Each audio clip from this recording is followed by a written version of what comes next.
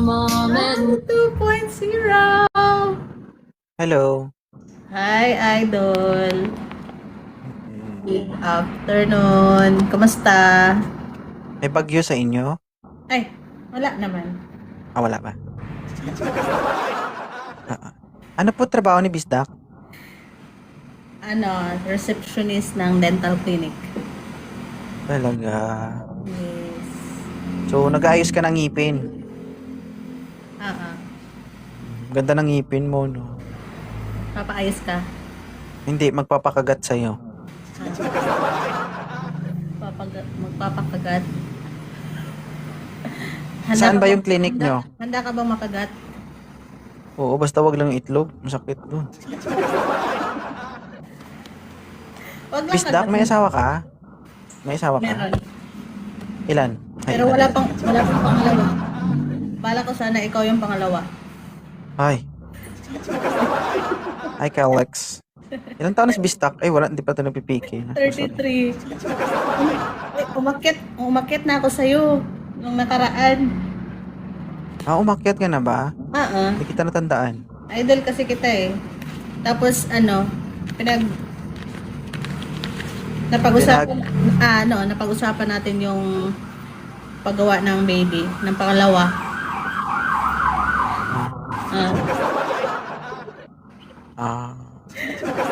Wala ko supporters.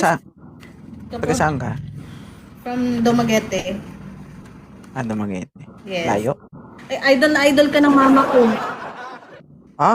Ng mama mo na lang yung intriga mo sa akin. Ilan taon na mama mo? 67. Oh my God. Expire.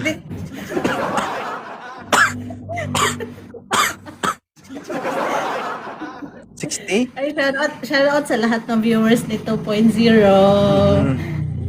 Kompleto naman sa benepisyo ang mama mo.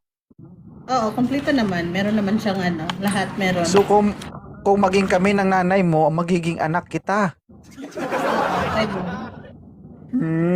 Anak ko, tira ko. Tatawagin kita daddy. Try ka. Joke lang, guys. Ilan na anak mo, ma'am? Isa pa. Pangalawa ngayon sa'yo. Bakit yung asawa mo? Ba't sa akin ka magpapaanak? Sa'yo. Kasi ikaw yung magtutura sa akin kung paano gumawa ng babae. Oo. Oo, yung pagilid-gilid pala, no? Bakit yung asawa mo ba hindi na ba makakabuo? Hindi siya marunong eh.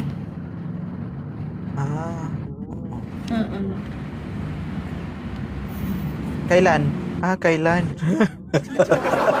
Gusto mo ngayon na. End live tayo. Virtual pala.